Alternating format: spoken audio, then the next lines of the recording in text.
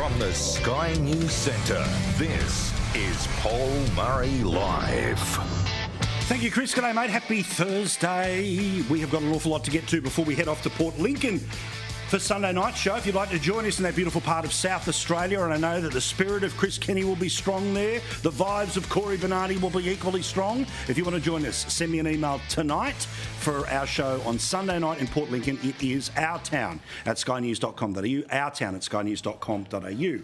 Now, one thing that consistently, whenever they ask polls on, Australians are not entirely excited about just how big Australia is getting. Now, as we know, our population is only set to surge thanks to a federal government that desperately needs more people for the Ponzi scheme to end up paying for, among other things, the 35% of the federal budget that's not for health, that's not for education, but is for welfare. It's the highest it's ever been, and of course that is hundreds of billions of dollars. But of course, the issue is, where do these people live? Now, right now, as you know, the rental lines are around the corner. In regional towns, more than 100 people are checking out one place that's available. The best you can do for a single room in somebody else's house in Melbourne is the best part of $400. Not to mention the overall housing supply, where we will, of course, eventually run out of places for people to live in, and certainly to live as comfortably as the rest of us. And then, of course, as millions more join the 25 million who are already here, what about the infrastructure? The schools that are already full, the aged care facilities that are already full, the hospitals, where currently in every single state, people are waiting in the back of ambulances for hours before they can get a room in a hospital. And there are people who are dying because they can't get an ambulance to come because the ambulance currently is sitting at a hospital with someone in the back of it. That's why we talk about big Australia. That big Australia might be wonderful for big businesses because they have more people to sell to. It might be great for governments because the assumption is that when people come in, they're thankful to the government that let them in. And of course, the Treasury loves it because it's a way of being able to, as I say, find taxpayers to pay for the overall size of government. But we've got another report today, not from a far right-wing think tank, but from the very people whose central projections about population feed into everything that is done in and around the federal government. The Australian Bureau of Statistics today released this suggestion that by 2071, so okay, probably not in most of our lifetimes, but definitely kids' and grandkids' lifetimes, Australia could hit 34 million people if we sort of continue on with pre-COVID immigration. Still, more than 10 million people. It's a slow climb, and one that probably we'd be able to handle. But remember, we don't have the infrastructure for 25 million people, let alone an extra 10. But if we keep going at the rate that this government is bringing people in, the number ends up being closer to 45 million people. An extra 20 million people in Australia in the next 50 years. Now, again, 50 years may not be of concern to you personally or even to me physically, but I do care because, as I said, it's the future of our country and it's the type of life that our kids and their kids will end up having. This is a huge amount of people.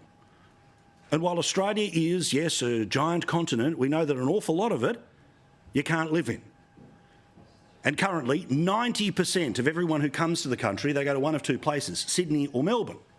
And then we see that as the years roll on, people move from Sydney and Melbourne, not to regional New South Wales or regional Victoria, but quite often into southeast Queensland, creating further pressure on everything that is there.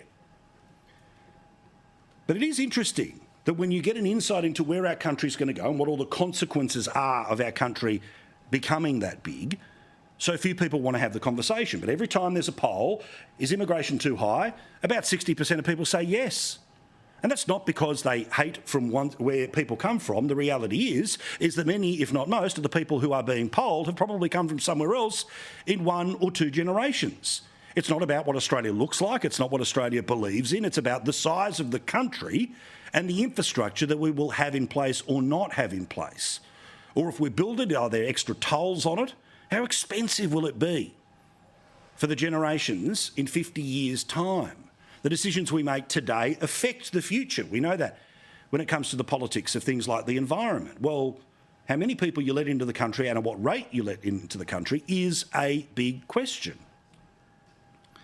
Now, interestingly, despite the fact that similar numbers have already been produced, that by the 2060s, if immigration continues as it currently does, we'll end up with an extra 20 million people in the country, closer to the best part of 40 million or maybe even 45 million.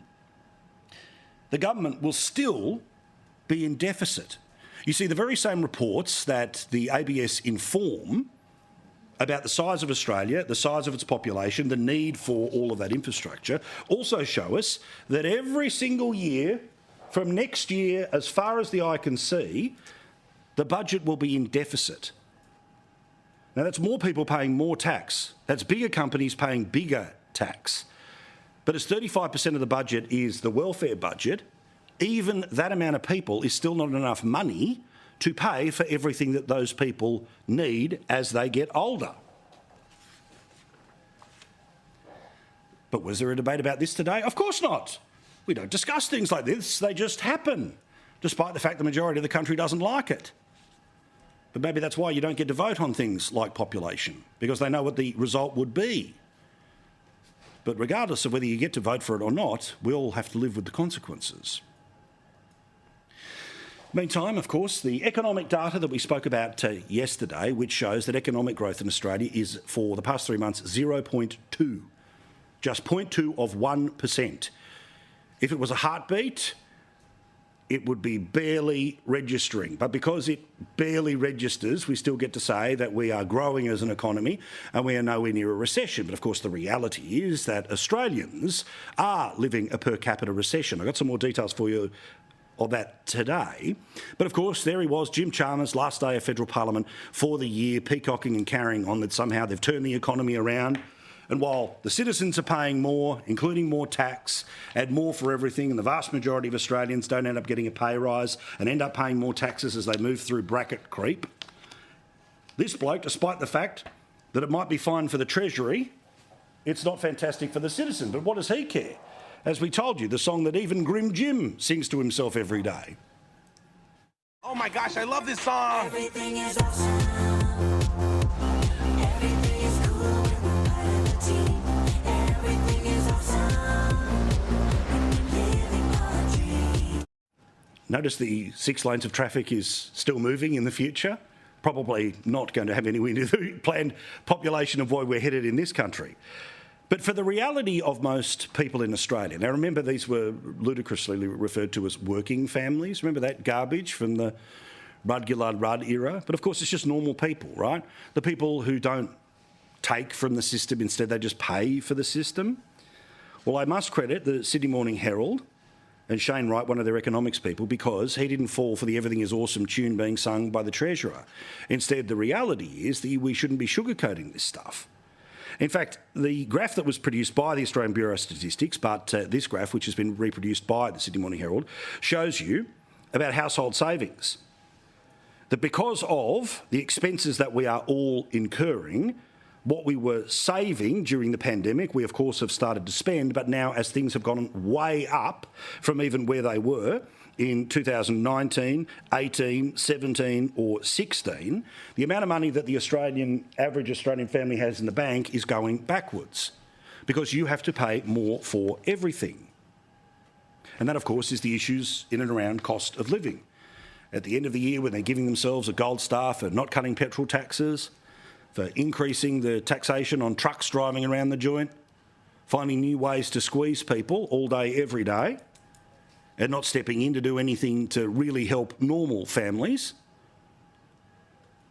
Well, again, this was noticed in the Sydney Morning Herald today, and I've got to, again, call it out. This is well said, that we shouldn't be sugarcoating this situation, says Shane.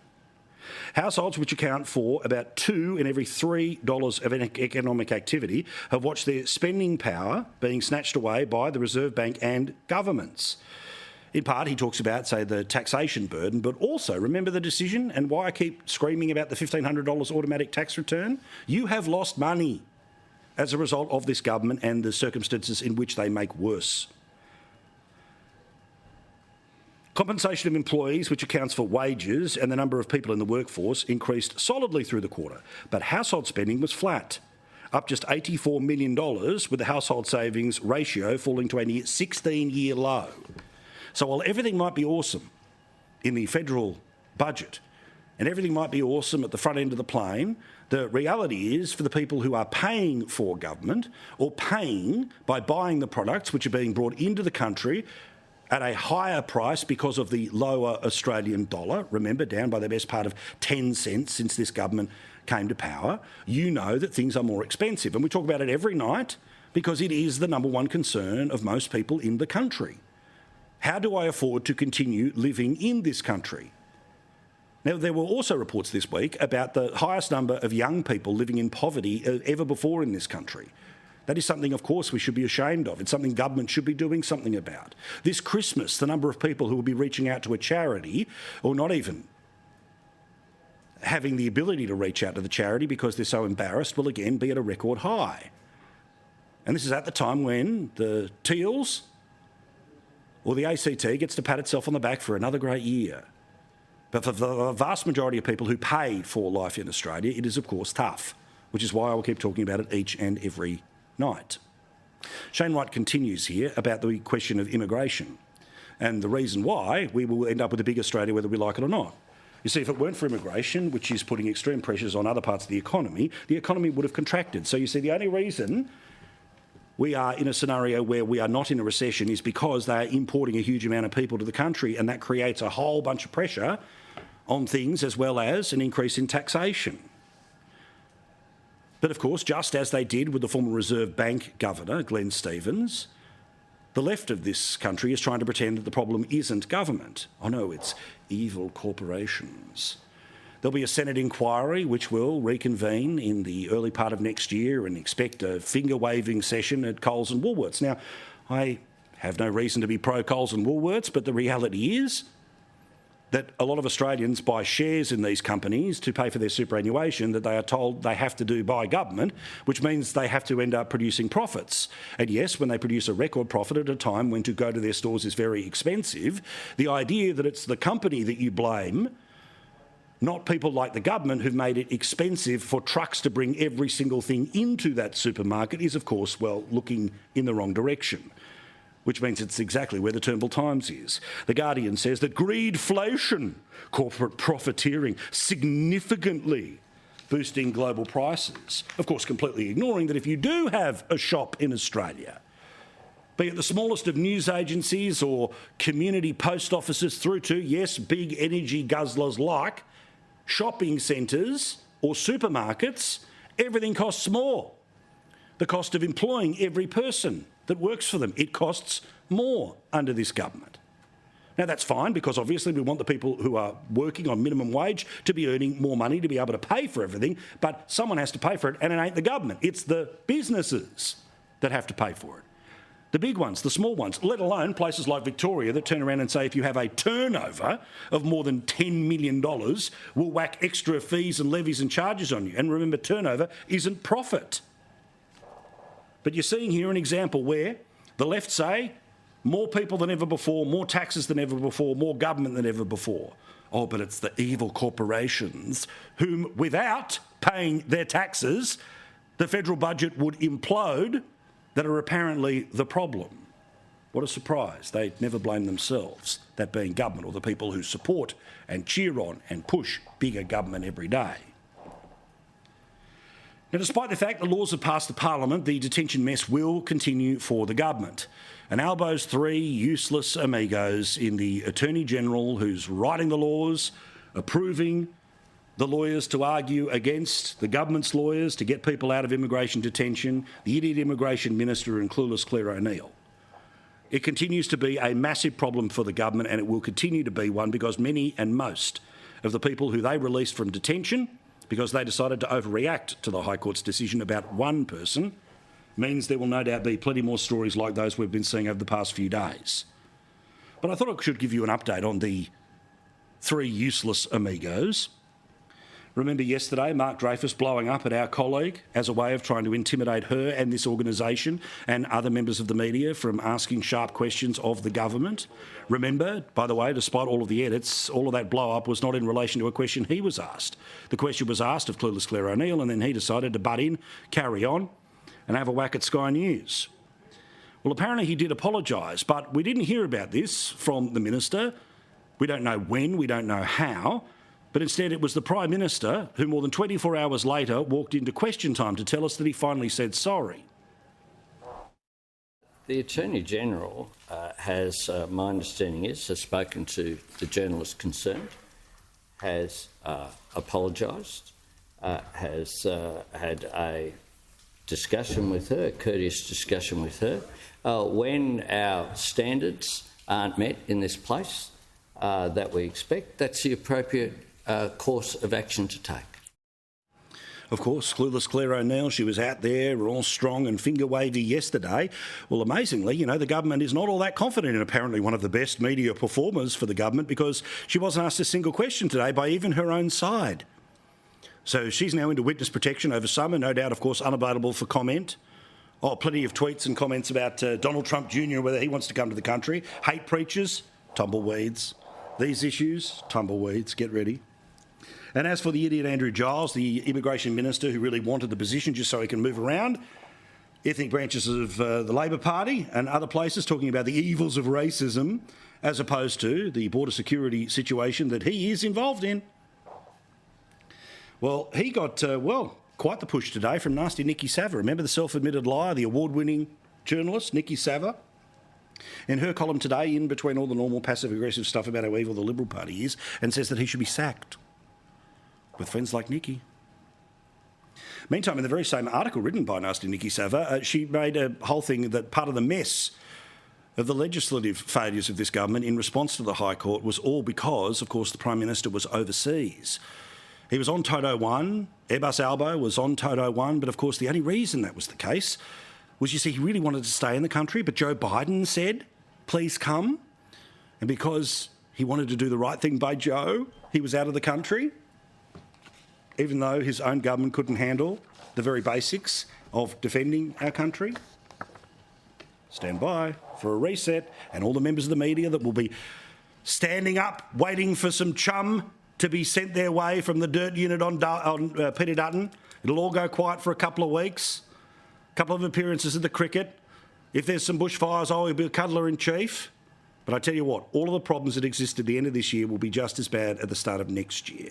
You can bet the house on it, but you can also bet that the media will be doing everything it can to try to rehabilitate, to try and give the second chance to the greatest government of all time. The reality of their own failures will become very obvious very quickly, and I've got a feeling we'll be exactly where we were at the end of the year towards the start of next year. We had a huge reaction, and I appreciate everyone who sent me emails to paul@skynews.com.au after I prioritised at the start of last night's show this international report that shows that Australians' standards in education are falling, and they have been falling for 15 years in a row.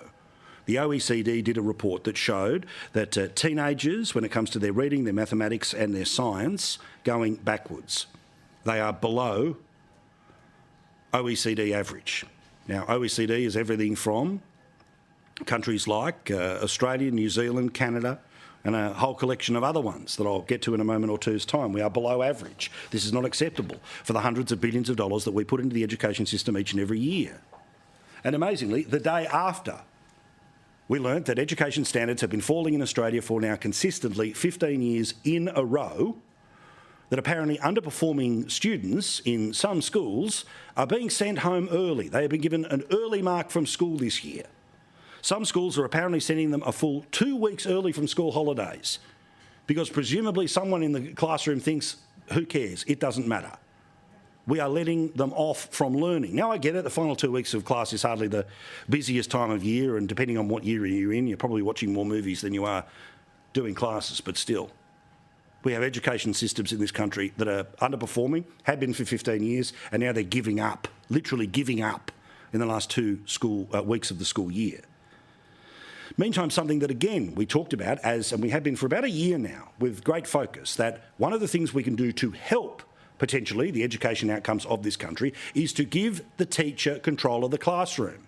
Because again, inside this report, our classrooms are noisier than almost any other in similar nations. Noisy, disruptive, distracted. Australian classrooms amongst the worst.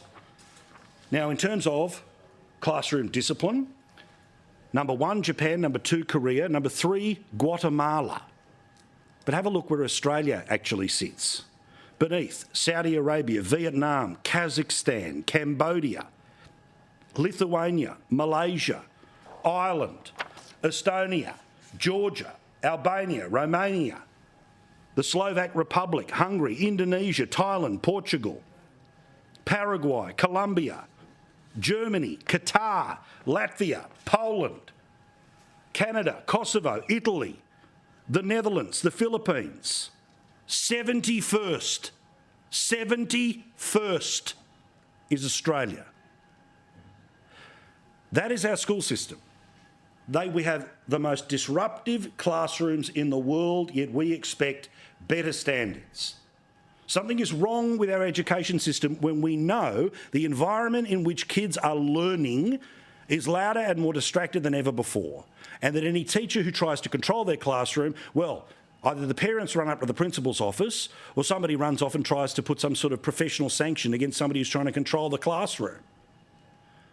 Now, in the same way, if you can't control your kids at home, you can't assume somebody else to control your kids at school, if they can't control themselves by teenage years. Can we roll that list again?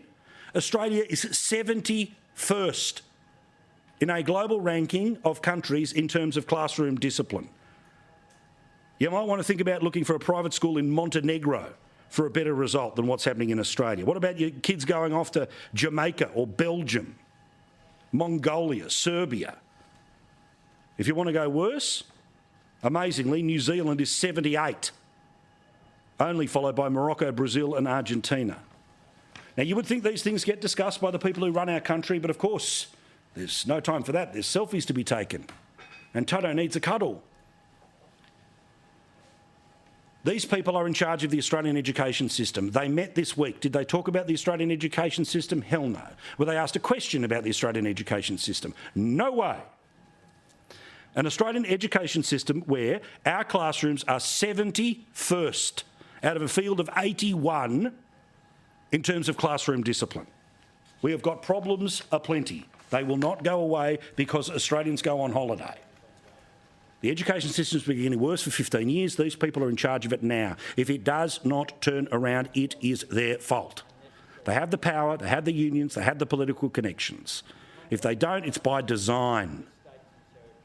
We'll be on this, very much so, for the rest of this and all of next year and many years to come.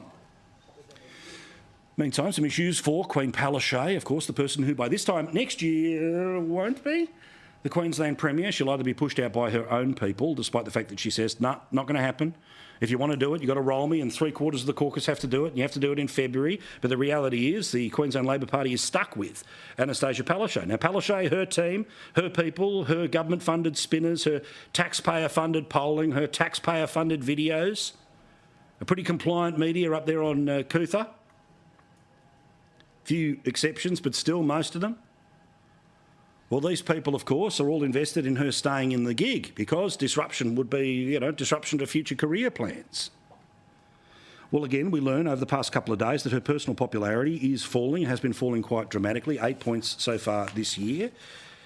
In the preferred Premier polling, which has been released by the Resolve Political Monitor in the Channel 9 website up there, the Brisbane Times, Palaszczuk 34 down 5, Crucifulli 39 up 8.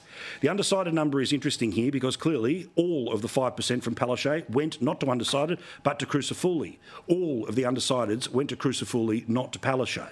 Now, there is a very big BS machine that is operating out of Brisbane, but it will need to operate better than it has ever had before. While this is the most successful female politician in the country, multiple elections, and you cannot write her off. The reality is that when it comes to her own personal ratings, it's also worth noting here that while David Crucifulli, more people have a positive view of him than negative, down minus 17 points, the deep negatives are around a person who 96% of Queenslanders told this poll they know about, they have a view of. So it is up to the Labor Party to try to destroy the undecideds moving towards Crucifulli and Crucifulli to close the deal. But according to this polling, and interestingly, the Labor Party has changed the way voting works in Queensland. It used to be just vote one, which effectively means kind of a first-past-the-post system, which is why they've been able to hold on to a slim majority. But now they're introducing preferential voting. So obviously, you take the 12 points of the Greens, match it with the 33% of the Labor Party, and you get to 45%. The Liberals at 37%, well, they need basically most people who vote for One Nation, most people who vote for Qatar to vote with them, and then they can break the 50. Fingers crossed that takes place, because these people, seriously, they need to go. They need to go now. Now, obviously, it's going to be very hot in certain parts of the country over the next couple of days. That probably means someone somewhere will end up starting a fire. Now, yes, there will be naturally occurring ones with lightning strikes, and I know we're not supposed to say that anyone lights a fire anywhere, but guess what they actually do? In fact, I can tell you that in Victoria, in particular, the police are telling us that they have a whole database and an eye on people who start bushfires. So forget the Greens when they turn around and tell you over summer none of these things were deliberately lit. Some of them will be deliberately lit. Now, according to the Arson Squad's Detective Inspector Chris Murray in Victoria, police will hold those responsible to account. For areas at high risk, expect to see highly visible police presence, particularly during fire danger periods. So they know that there is a percentage of fires that will be started by a human being this summer. People responsible for out-of-control fires, 15 years jail in Victoria. Arsonists who end up killing someone could go to jail for 25 years. Good. Today in the United States, another and the final of the GOP Republican debates before the Iowa caucuses.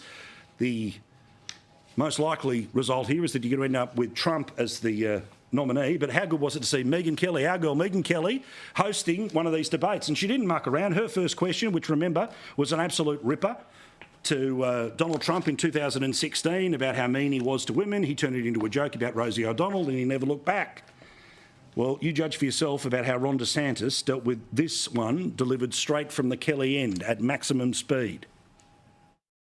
Your campaign and its super PAC have spent the most money, had the most high net worth donors, and had a wave of momentum coming into this race after your big re-election win in Florida. You were seen by many as the candidate most likely to consolidate the non-Trump field. But here we are, a month out from the first real votes, and you haven't managed to do it. In fact, Nikki Haley is beating you in New Hampshire and South Carolina now, and closing in on you in Iowa. Not to mention Trump, who is not only dominating in the early states, but is beating you in Florida by over 30 points. Is it fair to say, as Senator Tim Scott did when he dropped out, that voters are telling you, not no, but not now? So we have a great idea in America that the voters actually make these decisions, not pundits or pollsters. I'm sick of hearing about these polls, because I remember those polls in November of 2022. They said there was going to be a big red wave. It was going to be monumental, and that crashed and burned. Yeah. Gotta love Megyn Kelly. She'll be on the show next week and all next year as well here on Paul Murray Live. Quick break, back with more. Our final debate for the week. Looking forward to this. Remember, we're off to Port Lincoln on Sunday. If you'd like to join us in the audience, you can text me or you can send an email, which is to outtown@skynews.com.au. Straight after the break, a new poll shows us that Australians are turning on just how much renewables this government is planning to shove down the throats of regional Australia. More in a sec. Thank you so much for watching wherever you happen to be. Festive, but not as festive as it is in James Ashby's joint. Remember, he's been celebrating since August last year. He's been all set up. He's been ready and waiting to go. But here we have it here. The delightful Linda Scott is in the man cave as well. We'll get to the debate in a second. But first, I want to say thank you to everyone who's been so kind and so generous with your support for Port Lincoln Hospital. Now, as you know, the Humpty Dumpty Foundation, bizarrely in a world where we all pay so much tax, but still, you need donations to keep little kids safe in their version of intensive care. Now, obviously, we can't keep every kid in a regional hospital that is born or has trouble, but with the help of you through the Humpty Dumpty Foundation, we can leave behind, after we do our towns, a whole bunch of technology that means the kids will stay there, hopefully get better there and not have to be transported 7 hours up the road to Adelaide. We're going to do this at every of the regional places we're going. We need $47,000. We have got currently $23,000. If you can give us $5, $50, $500 or 5,000. Whatever you can, this is the donation and the way to do it. humpty.org.au/regional fundraiser. That's the website. It's also up pinned on my socials. Otherwise, call them right now. You can pause the screen to take down the number 1300 486 789. I promise I'll be here on the other side of the pause. 1300 486 789. Linda Scott and, of course, James Ashby here. Lovely to see you both. So, James and Linda, lovely to see you both. Let's talk about a poll that has come out here, and it was done by the Energy Consumers Australia. I've never heard of the organisation before, but it's a survey of more than 2,000 people. It shows 62% of respondents believe the transition of renewables will increase their power bills as energy companies fund upgrades to wires and new storage facilities, something we've talked about for a long period of time. 36% believe there is either no need for Australia to move to 100% renewables, or a full transition will be impossible to achieve. Linda, obviously, you'd be on track with the need for it. You're somebody who's declared climate emergencies, all the rest of it. But we are now starting to see the tension between local communities and these projects, the demands of people who are very active on social media, but they, in the same way they don't want a new block of units in their street, they certainly don't want a windmill in their local doggy park. What are your thoughts on this?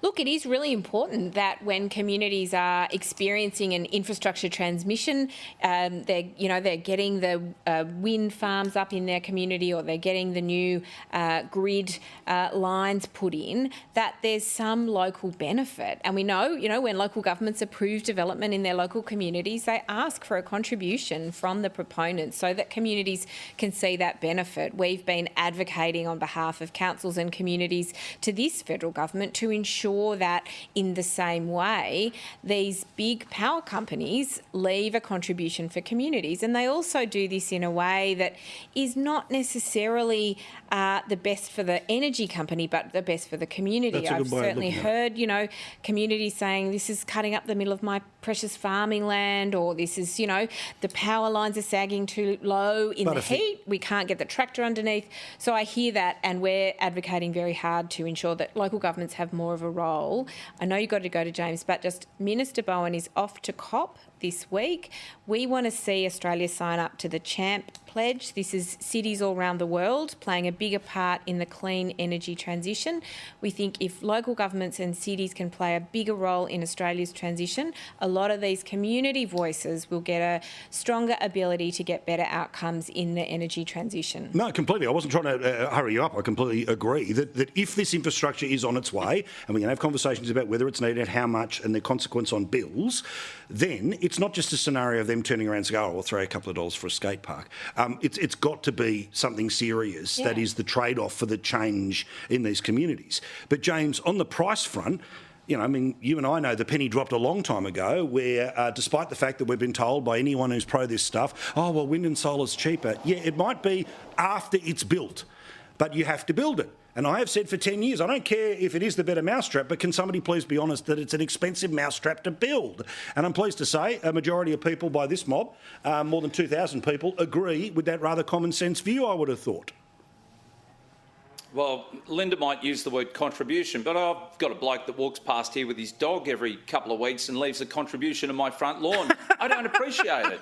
And I don't appreciate these solar panels taking over prime agricultural land, and I certainly don't appreciate the hills around my suburbs here being taken over by wind turbines. Look, there's very few stupid people in this world, let alone this country. So we've got about a third of the people that think that power prices won't go up. Let me just say, those people are ignorant. They're not stupid, they're ignorant. Because when we're putting in, Labor admit to 10,000 extra kilometres of power lines. The media will say there's somewhere around 27,000 kilometres worth of extra power lines. They've got to go somewhere. They've actually got to go through people's properties. And I can be sure to tell you I wouldn't want it through my farm if I had one. Paul, These morons in Queensland just gave me a $275 rebate on my power bill. I don't need it. I'm the last person that needs it. I've got a good income. I don't need it. I've got solar. You know what I got? I got a credit. I've got a $0 balance. In fact, I've got a credit on my power bill because they gave me $275. What we're doing is we're paying multinational companies through federal government funding to subsidise them to put in these renewables. And then, of course, we're paying it on the other end as consumers. Sorry, stop with the subsidies. Give pensioners, give those people on low incomes, give them solar on their rooftops so that they don't have to pay, because it certainly doesn't benefit me. Clive Palmer got the same $275 rebate on his power bill. He doesn't need it. I don't need it. Give it to the people that really genuinely need it, and stop giving it to the multinationals across the country, across the globe, really. Good point, my friend. All right. Now, let's talk about protests, and not about the content of the protests, but kind of protests in general. Now, Linda, I hope you don't mind, and you know it's always said with affection, you're a lefty, and you know that protest is always part of it, man. I'm a proud lefty. You know, we've got to get out there, man. We've got to pull the system down, man. Out the front of Town Hall, they love a good protest. The one that was in, I think, in Melbourne the past couple of days has been people trying to disrupt traffic very slowly. Activists targeted state parliament this morning, calling for urgent climate action. It's so serious, and we just have to do whatever is at our means to get people on board, get them talking about it. Further disruptions are planned over coming days. And hundreds of kids were again marching against Israel in the streets of Melbourne. Now, we spend a fair amount of time on the show talking about protests, what they mean, whether people are across it or not. But are they as effective as they used to be? I mean, I remember the most significant I can think of was 250,000 people against the Iraq War. Like, that was a big that was not the same group of people just changing the T-shirts. As a lefty, do you think the message has to go out? Pick a cause and that's your one cause, or you can change the T-shirts, because it feels like it's the same people who just change the cause every few weeks.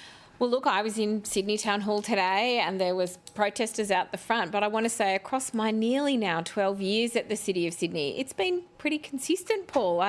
I often have to sort of close my windows if I'm having a Zoom meeting in my office. Because it's the same pretty people. Noisy. It's actually not. It's really, it's been pretty consistent. So I want to say that I don't think it's increasing in regularity. We have a lot of protests all the time out the front of Town Hall for all different causes. Yes, but my point is it's the same people changing the cause. I think it's fantastic, actually. I do think that it's important that people have the ability to have free speech in a democracy, and that's what protests are all about. And the right to protest is fundamentally important. But my point here is that James, I don't think they convince people the way they used to. I think that when that's the ones that are quite persuasive is when people are able to turn up at a state parliament or a federal parliament on a particular issue, right? Like, remember when the truckies were all driving around, obviously the stuff a couple of years ago about workplace culture, those become quite impactful because they require, it's not a naturally occurring place to be.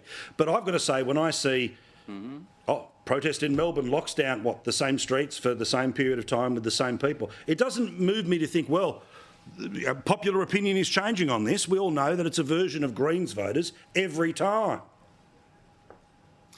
Paul, school holidays are about to start, so my guess is we won't have these kids protesting in their own time. It's only in school time they'll do it.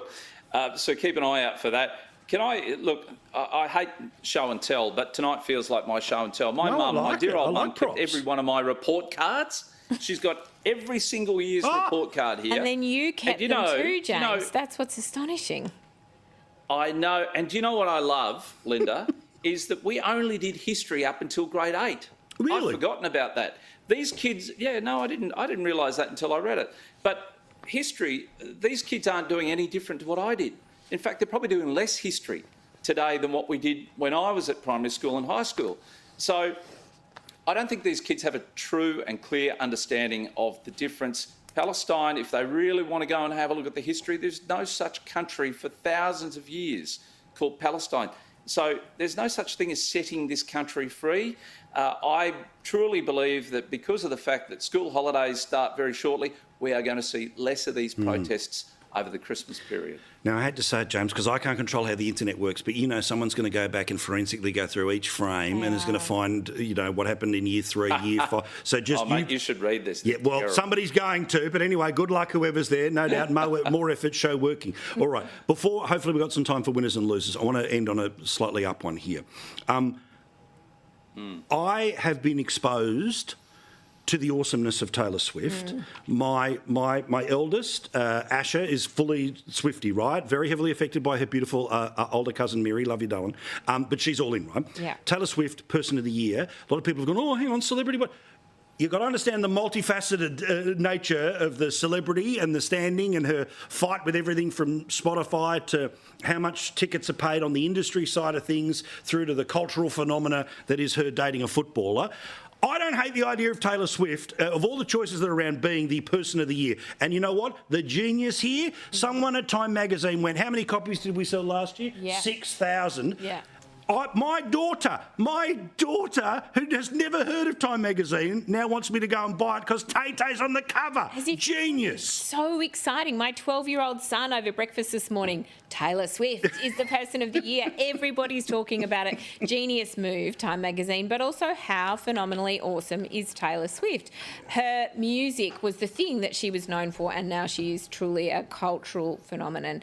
A young woman talking about culture and the arts. Who would have thought this would be the Person of the Year? And she's not too political. She's a little tingy, but not too political. She has also single-handedly made NFL cool. Oh, don't. Again, like, who even watched that sport before Me? Taylor In the middle Swift? of the night? Well, the millions of people did. Truly, no one did. Who even knows that guy's name? It's just Taylor Swift's boyfriend. Travis Kelce. All right. Alas, we're out of time, but I think it's a wonderful marketing...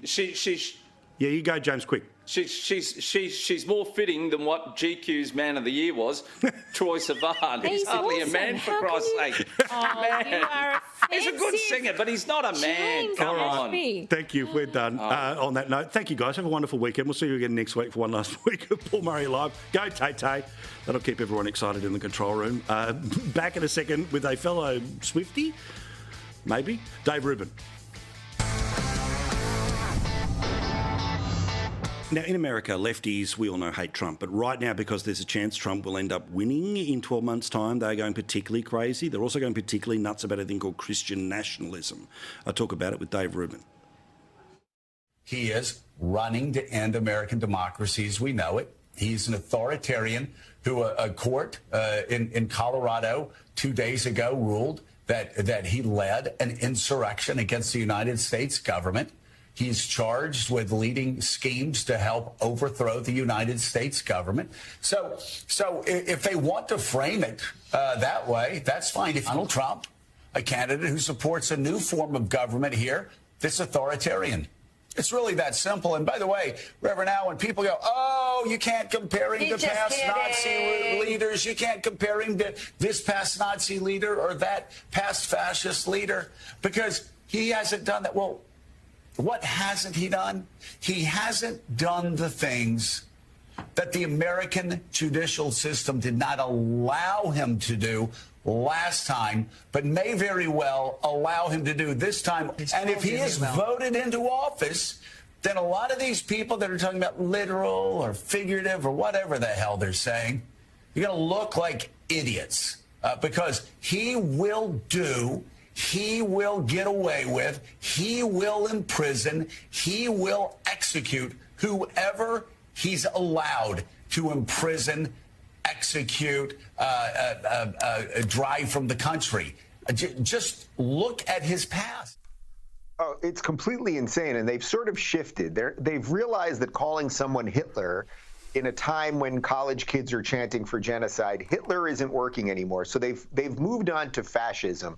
And fascism sounds like a scary word. And of course, the idea of fascism, that you'd have corporate collusion with government power creating a totalitarian system so that the individual could accomplish basically nothing in their life. They would just be subservient to the system. That is a very dangerous idea, but that is far more what the Democrats are doing right now than what the Republicans or Donald Trump is doing. And I'll give you an example. I mean, I can give you many examples, but for example, we know that wokeism and the idea that you would, grade everybody on skin color and gender and all of those things has been pushed into our corporations through ESG scores so that they have to have a certain amount of black lesbians doing this and, gay whatever doing that and everything else.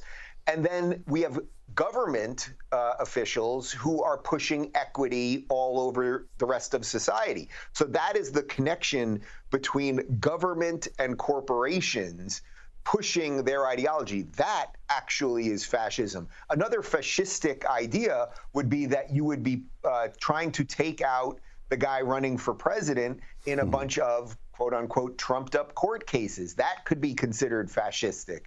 So yes, they have, unfortunately, when you keep everybody dialed up to that 10, and then you could maybe move that notch to an 11, at some point you break the notch and then everything's totally dysregulated. 100%. Perfect example of it, again, was something that you talked about with Bill Maher.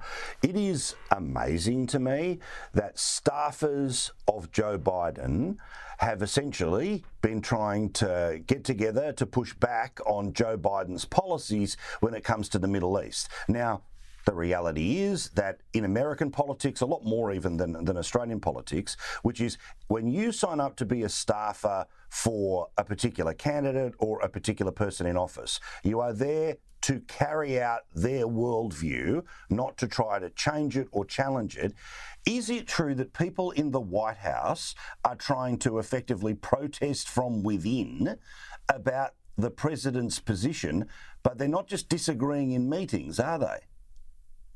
No, and this is unbelievably dangerous. As I said on Real Time, you fire them. That's what you do, period. If we were a serious country or a serious administration, people vote politicians in. Politicians pick who their staffers are, and the staffer's job is to accomplish whatever the goal and the agenda of the politician is. It is not your job as a staffer to decide what you want to back out of what the politician is doing or anything else. And by the way, Paul, we all know this in our own jobs. I've got my director Connor sitting in the room right now. If he just walked out of here and started telling everybody that Dave Rubin was a complete moron, guess what? He wouldn't be showing up to work tomorrow, and he better never forget it. But yet we treat everything now. We treat an entire generation with kid gloves, and it's unbelievably dangerous because the inmates are running the asylum, and the Democrats have no adults to stop them. One of the hosts of The View is a particular idiot who's always trying to outwork everyone else, which is quite the competition. It could be anybody. It could be anybody. Come on. Yeah, so this Sunny Halston, Sheila, she turns around and she says, I'm going to have a fake Christmas tree because it's better for the environment. It's unbelievable. This woman, she's really the worst. I mean, on any given day, you really could make a pretty clean argument that any one of them is the worst. But Sunny Hostin, I mean, she just pushes racism all day long. She's nasty. She's unpleasant to her co-hosts. But she got a fake Christmas tree thinking that it would be nice for the environment. And basically she gets up there and she tells everybody that now her family's pissed at her because of what they've done, because of what she did. And it's like, man, nobody likes this woman. And you know what? Nobody likes the fake Christmas tree either. We like the smell of the tree. Go out there like Chevy Chase in National Lampoon's Christmas Vacation. Get the biggest tree you can. It's going to be sappy. You're going to break a window with the branch. But that's what everybody wants. Thank you, Liz. Liz getting ready for the late debate. She's actually wrong-footed me for once. Oh, but there's a story I'll tell you about the Christmas party. No, joking, didn't happen. It was very polite. All right, now, thank you to everyone who has come forward, been very kind with your donations thus far to Humpty Dumpty. We'll keep all the details up on our socials. Now, thank you again, everyone, small businesses, local legends, people from the other side of the country will be there on Sunday night. Really looking forward to it. It's going to be awesome to be able to be in Port Lincoln. If you would like to join us in Port Lincoln, you know what to do. Send us an email, which is ourtown@skynews.com.au. That is our show for the week. We've got a big last week for the year planned. If you would like to be part of it, it's pretty simple. Just do exactly what you did tonight, an hour earlier, and do it for 5 nights in a row. Go Yankees.